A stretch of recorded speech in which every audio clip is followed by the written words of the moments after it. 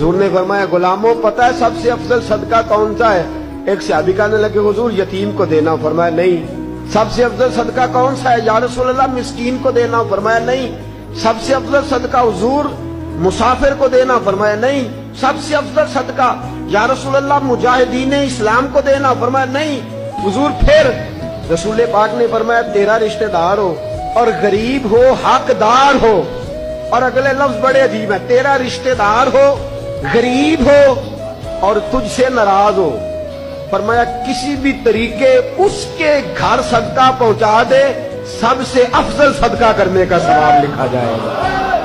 محبوب پاک سید عالم صلی اللہ تعالی علیہ وسلم نے فرمایا لا يدخل الجنت قاطع، فرمایا جو رشتے توڑنے والا ہے جنت میں نہیں جائے گا، جو رشتے توڑنے والا ہے وہ جنت میں نہیں جائے گا۔ الذین ینقضون عہد اللہ من بعد